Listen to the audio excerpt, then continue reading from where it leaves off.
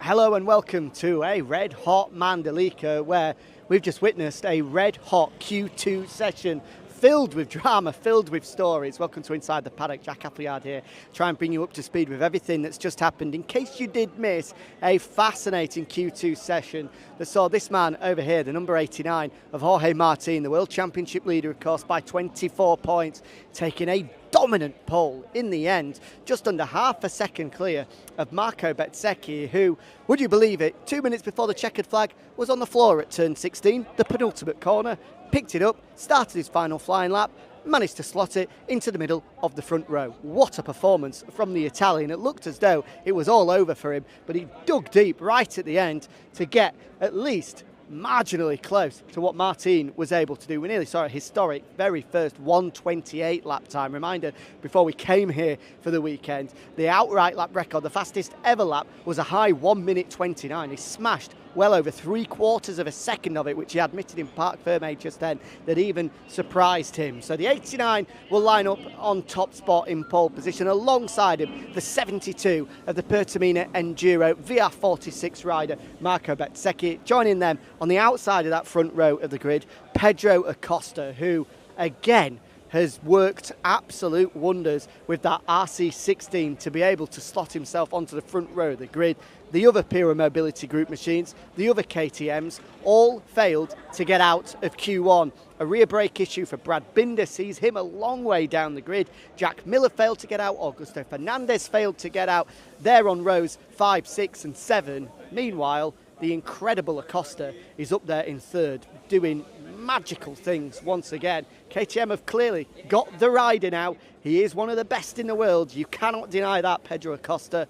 All they need is a bike to be able to fight with Ducati. When it comes to the second row of the grid, that late lap from Marco Bezzecchi has demoted Pecco Bagnaia from the outside of the front row now to fourth. He will fire away from the front of row 2. Next to him will be his teammate Enea Bastianini. And another of the top performances of the day, of which there were a few, is the number 20 of Fabio Quartararo.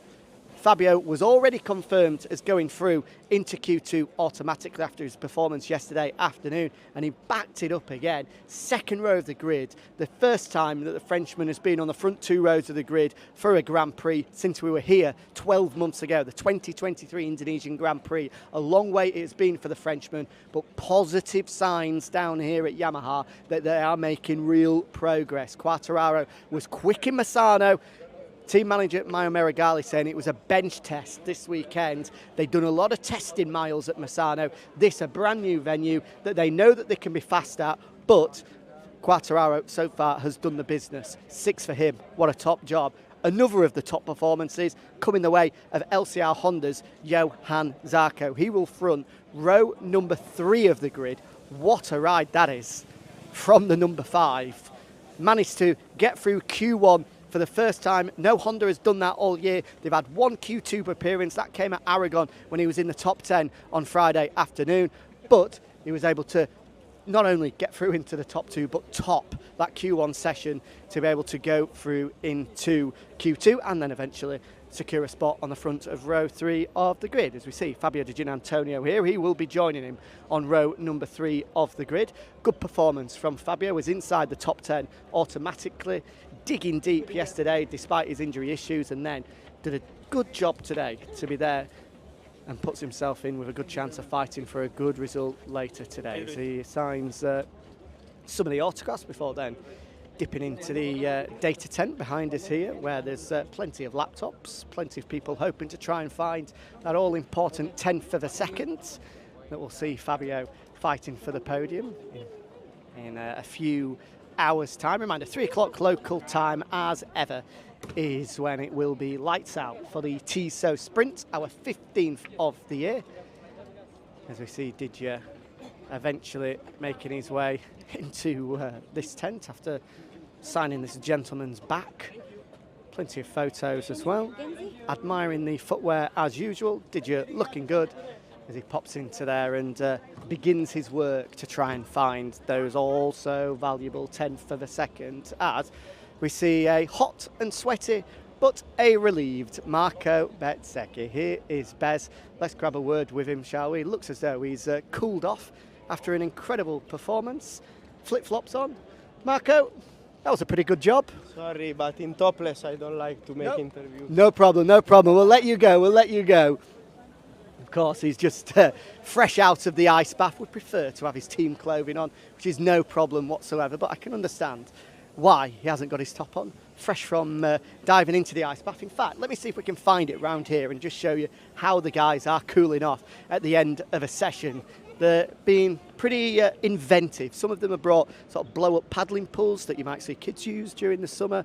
A lot of them are using the bins. They've sort of managed to get a brand new bin. Of course, they've not dumped one out and then used it, but they're being pretty inventive with how they can try and bring the body temperature, the core temperature down to an acceptable level immediately after the race. In fact, it looks as though everything is boarded up. Yes, it is, so we can't see exactly. Well, I could peer through there. No, we can't see. Don't want to poke my head where it's not wanted. But anyway, I've semi-explained it. Basically, here's what happens. They fill it up with water, with a load of ice, then they jump in it. Simple as that. I know Fabio Quartararo in particular has used the bin method. Alicia Spargo, potentially Max and Mia's paddling pool, has managed to convert that into a way of cooling down. As we see, one of the big stories as well on the other side, this is Michele Massini, team manager at the Cresini Racing Box. Marc Marquez crashing not once, not twice. First, whilst trying to follow Jorge Martin. Secondly, whilst trying to follow Pecco Bagnaia, the 8-time world champion, digging in to try and get a good lap time, but crashing on both occasions, and as a result will fire away from 12th, the back of row 4 of the grid, which is not where he would have wanted at all. But it's a difficult one to work out. I'm sure there'll be people looking at either side. Could he have maybe been a little bit more conservative, and in a session where there were lots of yellow flags, could have maybe looked into a front row start, or comfortably, I think, being on that second row of the grid? But that's not Marc Marquez's way. When is he ever conservative? He wanted to go all in. He wanted to try and follow the World Championship leader and then the World Champion to have the best possible chance at challenging for pole position. And when you run risks that high and you roll the dice like that, sometimes it can backfire. And it certainly did today. As we see Gino Borsoi here, just chatting with Frankie Morbidelli's assistant. We'll wait for that conversation to finish before grabbing a word with Gino, because of course it is his man that has taken top spot in qualifying. Daniele Romagnoli, his crew chief, saying that it was an important pole today just to keep that momentum going. Jorge proving yet again that when it comes to one lap, he is the man to beat, and often nobody can beat him. Daniele saying that the Grand Prix will be a different story tomorrow, but certain for the sprint, having that pole position is so important. We'll see if he can convert it into yet another sprint victory and being able to extend out that championship lead later on today. We'll wait for this conversation to finish before we try and grab a word with Gino. Would be interesting to get his thoughts as we see him chatting away. Still, Frankie, I'm sure, will be pretty frustrated with that one as we sort of look at the timings, because Morbidelli in the end only able to manage 9th with Di Gianantonio and Zarco ahead of him on that row 3 of the grid. But Morbidelli, up until that qualifying session, was fastest, or was in the top 3 of every single session, and there was real confidence, real hope, I think, that he would be able to challenge for a front row spot, but that just hasn't materialised, and as a result, being on the back of row 3 is not where he would have wanted to be at all. So frustration, I think, for the Italian, as we see if we can grab a word with Fonzie very quickly. Fonzie, big performance that from Jorge, continues the momentum. All the weekend, he's in a good level now, perfect level. In terms of the sprint, how comfortable does he feel for that? He feels good. We know in the sprint Jorge is very strong, but we have to be calm because you saw what happened last year. But that we have to be calm. You have to make a lot of laps. You have to be so concentrated every corner, and for sure the race is going to be long. And just on Frankie, we were just saying, top 3 in every session going into qualifying. In the end, to be 9th, is there some frustration there? He's unlucky a little bit, yes, but he have good pace, and I think if he make good start, he can make very good race. Thanks, Fonzie. Good luck. Thank you. There we go. Good to grab the thoughts of the sporting director. As we see, Marco now does have his top on. So, despite the fact that it's pretty warm here and the old perspiration is becoming a slight problem at the moment, we can go second time lucky with the Italian. Now all okay, Marco. Now you've got the top on. I'll say again, what a good job. I'm not beautiful like a model, so I prefer to dress myself. I disagree. I thought you were looking in good shape. Better shape than me, anyway. What a good job that was, from the floor to the front row.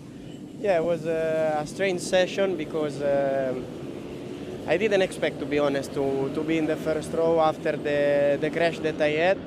But yeah, I didn't give up, and I pushed at my limit in the last flying lap, so fantastic job. And all okay, after the crash it looked a fairly small one. Yeah, it was a stupid mistake. I lost a bit the concentration to prepare better the last lap, but I completely forgot about the last part of the lap before, so yeah, fortunately everything okay. Well done, good job. Thank you. There we go, good to chat with Marco at last, now with his Pertamina Enduro VR46 Racing Team t-shirt.